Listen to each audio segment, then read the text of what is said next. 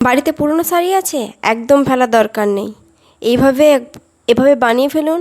এই পুরনো শাড়ি বা ছিঁড়ে যাওয়া শাড়ি থেকে বানিয়ে ফেলুন এই চমৎকার একটা জিনিস। এর জন্য বেশি কিছু লাগবে না। আমাদের প্রত্যেকের বাড়িতেই পুরনো শাড়ি আছে, কিন্তু সেগুলো কি করি আমরা, একটু ছিঁড়ে গেলে বা কোথাও খাঁজ লেগে নষ্ট হয়ে গেলে, কালার উঠে গেলে আমরা কি করি, সেগুলোকে ফেলে দিই। তো সেগুলোকে ফেলে না দিয়ে একটা চমৎকার একটা এইভাবে একটা সুন্দর একটা জিনিস চমৎকার বানিয়ে ফেলুন বাড়িতে। এর জন্য একটা ফিতে দিয়ে আমি এই শাড়িটাকে আমি 3 ইঞ্চ করে আমি মার্কারিং করে নেব। 3 ইঞ্চ করে আমি পুরো শাড়িটাকে এইভাবে মার্কারিং করে নিব। দেখুন এখানে আমি মার্কারিং করা হয়ে গেছে। এবার কাঁচি দিয়ে আমি শাড়িগুলোকে ওই যে পাট পাট করে যে 3 ইঞ্চ করে যে কাপড়গুলো দাগ দিয়ে রেখেছিলাম, ওইগুলো আমি কেটে নেব। আমার মার্কারিংগুলো একটু বোঝা যাচ্ছে না, তাই আমি আর একটু স্পষ্ট করার জন্য একটু ভালো করে মার্কারিং করে দিলাম। দিয়ে এবার আমি কাঁচি দিয়ে ভালো করে কেটে নেব।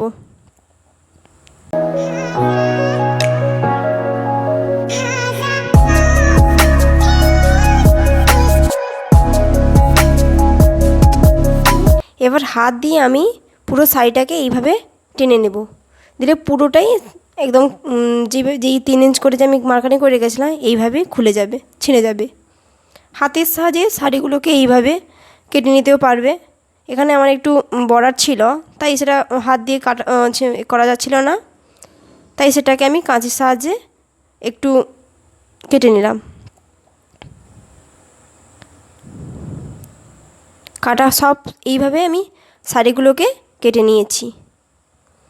এর জন্য বেশি কিছু লাগবে না। আমার দুটো কালারের আমি সেখানে শাড়ি ব্যবহার করেছি।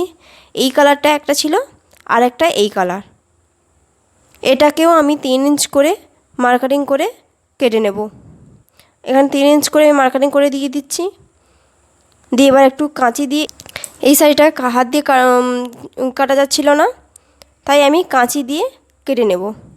এইভাবে যেভাবে দেখাচ্ছি ওইভাবে কেটে নিতে হবে।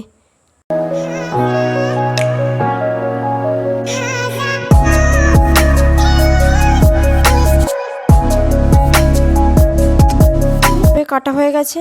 এবার একটা ব্যাগ নেব। ওই যে জামা কাপড় কিনতে গেলে যে ওই যে ব্যাগগুলো দেয়, ওই ব্যাগগুলোর সাহায্যেই আমি এই জিনিসটা বানিয়ে ফেলবো। এই যে সেলাই করা, একটা যে সেলাই করা আছে, ওই যে সাইডগুলো আমি চারপাশ থেকে খুলে নেব। ভালো করে খুলতে হবে যাতে ছিঁড়ে না যায়, কারণ এই যে কাপড়টা আছে, মানে যেটা আমি মেন যে বড় পাটটা ছিল ওটাকেও আমি কাজে লাগাবো, আর এই ছোটো পাটটা হলুদ কালারের যে ব্যাগটা আছে, ব্যাগের যে কাপড়টা, ওটাকেও আমি একটা কাজে লাগাবো।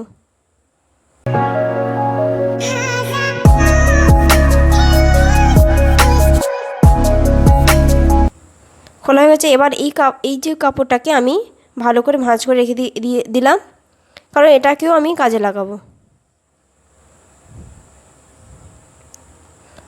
পুরো পাটটা আমি খুলে নিয়েছি। দেখুন এরপর এই যে পাটটা আছে এটাকে আমি ভালো করে ওই যে সুতোগুলো কাটা ছিল, ওই সুতোগুলো আমি ভালো করে পরিষ্কার করে নেব। এবার আমি এইভাবে ভাঁজ করে নেব। প্রথমে একটা ভাঁজ করে নেব।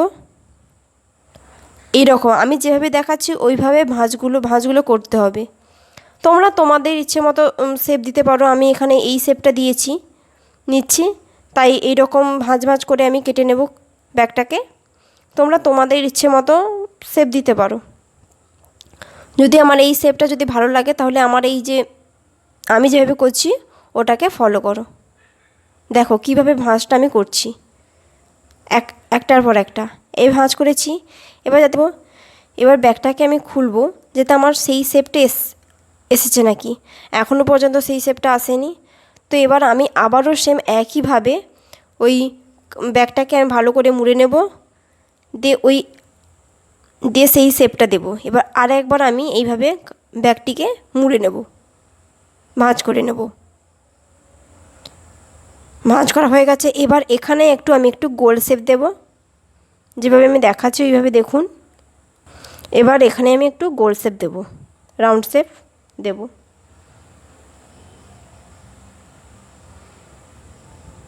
যাতে কোণের দিকগুলো একটু ভালো রাউন্ড শেপ আসে। এবার একটু কাঁচি দিয়ে আমি কেটে নেব, সুন্দর করে কেটে নেব, দিয়ে ব্যাগটাকে ভালো করে খুলে নেব। দেখুন এই যে কোণের দিকগুলো খুব গোল একটু ভালো শেপ এসছে, তোমরা এই শেপটা দিতে পারো। এবার ওই যে ছোটো ছোটো করে যে কাপড়গুলো আমি কেটে রেখেছিলাম ওইগুলোকে দু সাইড থেকে আমি একটু একটু করে হাফ ইঞ্চ মতো মুড়ে নেব। এখান থেকে মুড়ে দিয়ে পুরো কাপড়টা আমি এইভাবে ভাঁজ করে নেব। ভাঁজ হয়ে গেছে সুন্দর করে। এবার আমি পুরোটা এইভাবে লম্বা করে সেলাই করে নেব।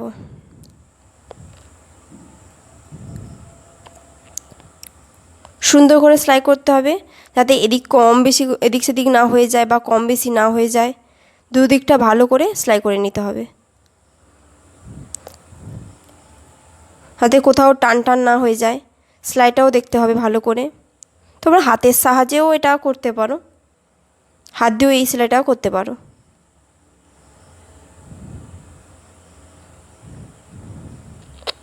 তো বাড়িতে পুরনো কাপড় থাকলে এইভাবে ফেলে না দিয়ে এইভাবে বানিয়ে ফেলতে পারো। সেলাইগুলো আমার প্রায় শেষ হয়ে কমপ্লিট। এবার প্রত্যেকটা পার্ট ছিল যে আমার শাড়িগুলো যে প্রত্যেকটা পার্ট যে আমি টুকরো টুকরো করে রেখেছিলাম ওইগুলো সবগুলো আমি এইভাবে সেলাই করে নেব। এবার ওই কাপড়গুলোকে আমি সুন্দর করে 1 ইঞ্চ করে এইভাবে কাপড়গুলোকে আমি এইভাবে একটু মুড়ে মুড়ে সেলাই করে নেব। যেভাবে ভাঁজ করে দেখুন এভাবে কাপড়গুলোকে আমি এইভাবে ভাঁজ করে সেলাই করে নেব, যাতে দেখতে খুব সুন্দর হয়। সেলাই হয়ে গেছে।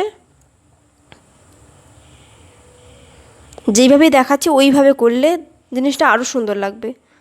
তো প্রথম থেকে কিছু বুঝতে পারবে না, শেষের দিকে খুব ভালো করে বুঝতে পারবে যে জিনিসটা কি তৈরি হচ্ছে। তো জিনিসটা ভালো করে দেখুন এখানে আমার পুরো প্রায় শেষ হয়ে গেছে, সেলাইগুলো প্রায় শেষ হয়ে গেছে। এভাবে জিনিসটা কত সুন্দর একটা জিনিস তৈরি হয়ে গেছে। সেম একই রকমভাবে ওই যে আলাদা একটা যে কাপড় নিয়েছিলাম ওটাকেও সেম একই রকমভাবে আমি এইরকম লম্বালম্বিভাবে সেলাই করে নেব।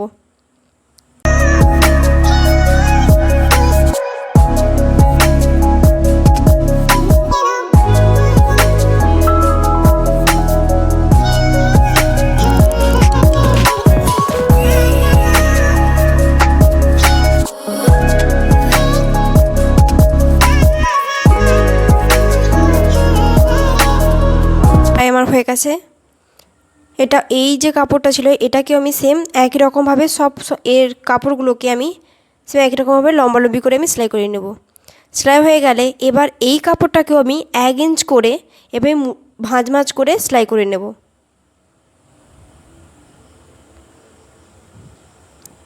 যাতে দেখতে এবং ফিনিশিংটা খুব ভালো আসে।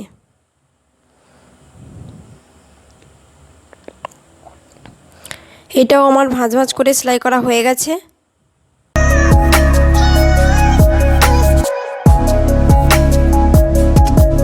দেখুন কত সুন্দর একটা জিনিস তৈরি হয়ে গেছে, দেখতেও কত সুন্দর লাগছে।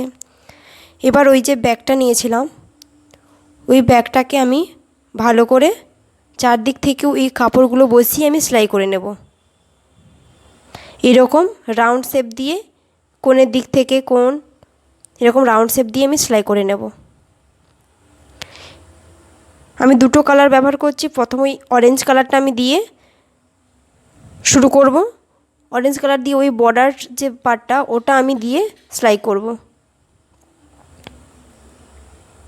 ভালো করে ফিনিশিং করে সেলাই করতে হবে যাতে কোথাও কম বেশি না হয়ে যায়। চারদিকটা সমান রাখতে হবে এবং কোণের দিকগুলো যে গোল রাউন্ড শেপ করা আছে ওই দিকটা একটু ভালো করে নজর দিতে হবে যাতে কোথাও কম বেশি না হয়ে যায়। এবার চারদিকটা আমি এইভাবে সেলাই করে নেব। কোণের দিকগুলো যে রাউন্ড শেপ দিয়েছিলাম ওটা ভালো করে একটু রাউন্ড শেপ দিয়ে দেব।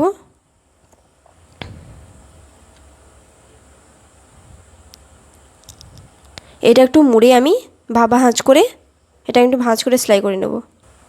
এইভাবে আমি এরকম পরপর এরকম প্রত্যেকটা পার্টকে আমি এইভাবে সেলাই করে নেব যে আমি দেখাচ্ছি।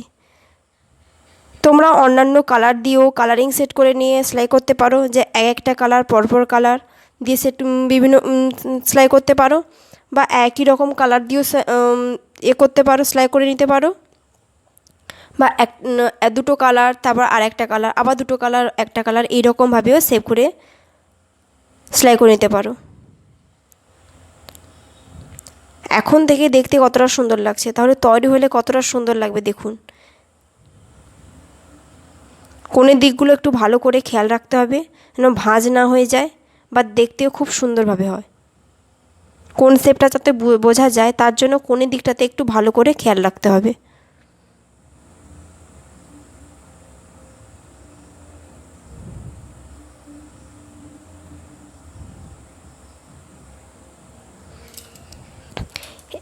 এবার এই যে পার্টটা আছে এই পার্টে আমি ওই বড়ার শেপটা দিয়ে আমি আলাদা একটা কাপড় দিব। ওই অরেঞ্জ কালার দিয়ে যে কাপড়টা আমি দিয়েছিলাম বড়ার সাইডে, ওটা আমি মাঝখানে দিব যাতে একটু সুন্দর করে একটা ফিনিশিং আসে বা দেখতে খুব সুন্দর হয়, একটু ফুল ফুল যাতে লাগে। তার জন্য আমি ওই অরেঞ্জ কালারটা আমি মাঝখানে দেব, দিয়ে সুন্দর করে একটা ফুল শেপ একটা তৈরি করে নেব।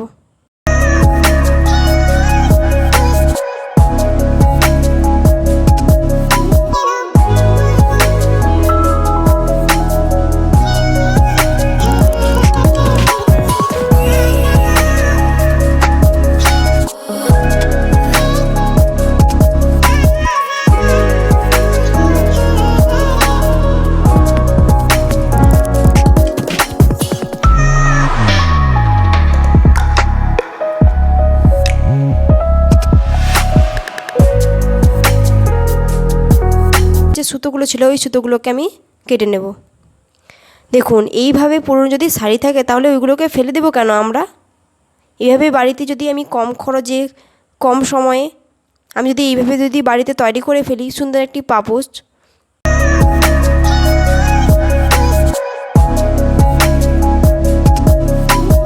আমরা দোকান থেকে কিনতে যাব 5 মিনিটে এটা তৈরি হয়ে যাবে।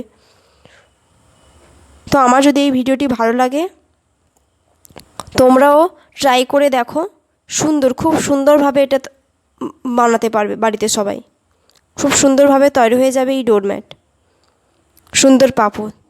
এই ভিডিওটি ভালো লাগে তো আমাকে ফলো করো এবং নতুন নতুন ভিডিও দেখার জন্য আমার চ্যানেলটি সাবস্ক্রাইব করে দিও আর কমেন্ট করে জানাও যে ভিডিওটি কেমন হয়েছে। ধন্যবাদ।